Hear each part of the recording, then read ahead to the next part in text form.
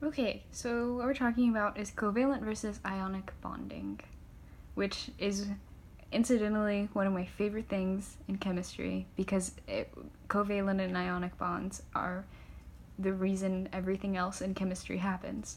So it's really cool, makes me really happy. And there's a lot of analogies. So you have covalent bonding, it's like a relationship between one person who's like, they're pretty chill, and they have some money. This is their money. And they are sharing it with this other person. They're sharing. This person has some money.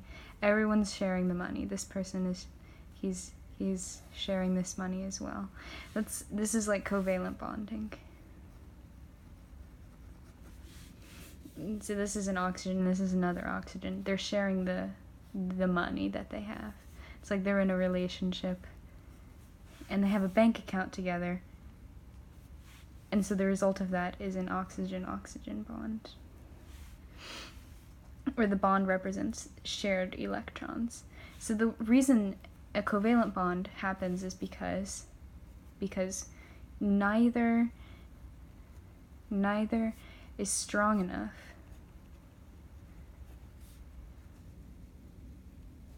to steal them all.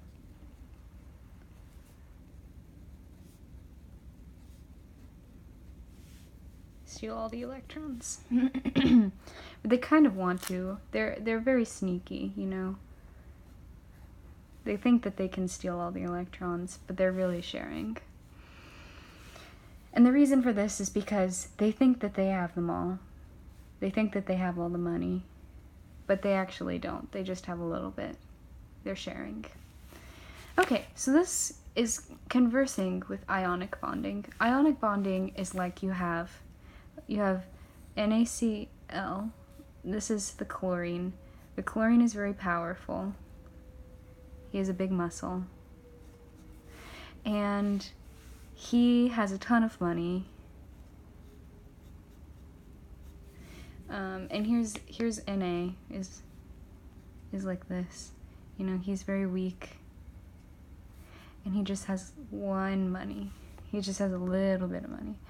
And so the Cl is like, hey bro, like you have one more money, and if I just got this one more money, I will be so happy.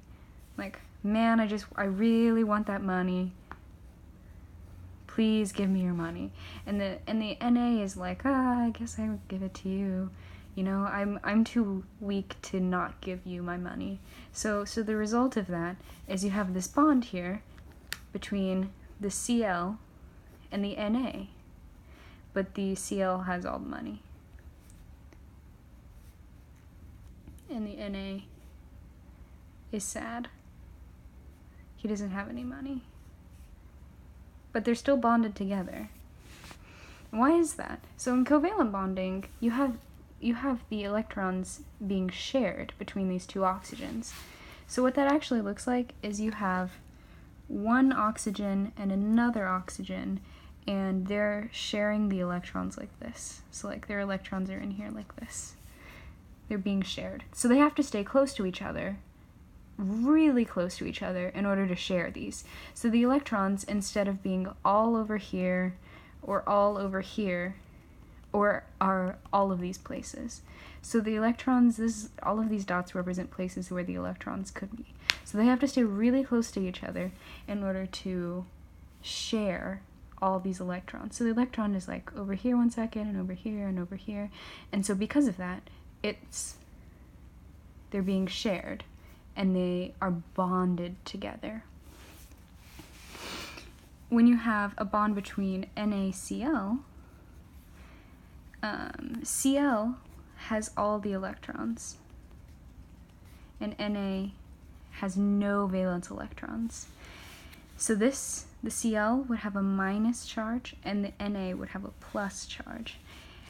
And so essentially what's happening is a magnet. You've created a magnet between these two. It's not a magnet, but it's the same concept between what is happening when you have a magnet. If you think about those two bean-shaped magnets or log-shaped magnets, the rattler ones where you have two of them and they come together. You can pull these apart.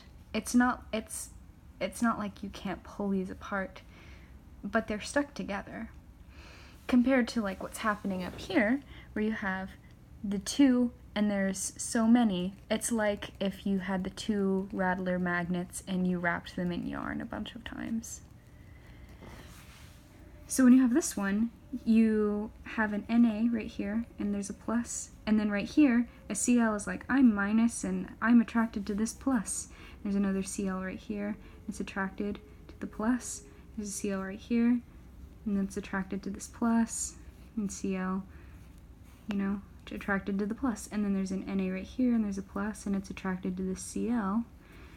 There's an Na right here, it's attracted to this Cl and this Cl. And this one's attracted to this one, and this one's attracted to that one. So they're bonded together, but much more loosely than what's happening right here between these two. So in this one, you have a lattice where you have Na, and then a Cl, Cl, and an Na, and a Cl, Cl, Na right here, Na right here. And it goes three-dimensionally, so let's pretend this is like a box, and there's another Na right here, and a Cl right here, Cl right here, Cl right there. So it forms this three-dimensional lattice.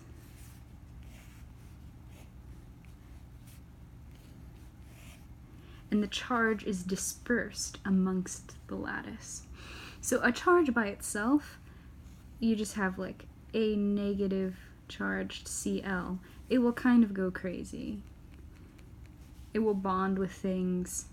It's actually very reactive. And if this is just hanging out by itself, it will poison you. It will make hydrochloric acid in your lungs. So if you can stabilize this charge, because this charge will just want to bond with things if it's just hanging out by itself. So what you do is you have the little NAs, which are positively charged. It's kind of a hard concept to grasp, how the positive and the negative charge stabilize each other. So they're not within the same atom, but being next to each other cancels each other out. It's like if you have a relationship between someone who's crazy and someone who's like mellow, then they cancel each other out. That's kind of what's happening right here. Except it's like one gigantic group date. Like, okay, so think of someone who's really crazy. Like, okay, like, I don't know, Britney Spears. You have 50 Britney Spearses. Like, someone who's really crazy. And then you have, like, 50, someone who's really calm. I don't know. Like, Santa.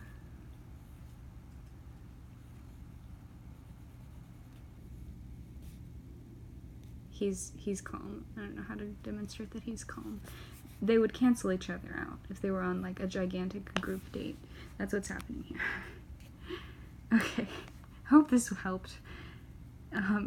So you can kind of understand how like this is not really bonding. It's more of them being close to each other stabilizes each other. So bonding between atoms is all about being stable. So you want two things to be close to each other, and the more stable that thing can be, the more it wants to be that thing. So this is really stable. So it's not a very strong bond, which is why it will dissolve in water. And it's very polar because, you know, one charge is entirely located here and one charge is entirely located here. But it's very stable, and that's why the melting point is so high and the boiling point is so high. Versus like an oxygen-oxygen bond, you know, there's not very much intermolecular forces. So you have one molecule right here, one molecule right here. They all pretty much don't care about each other, so that's why they can be liquid. Or actually, in water, an oxygen molecule will be a gas. But this one, these are so stable with each other.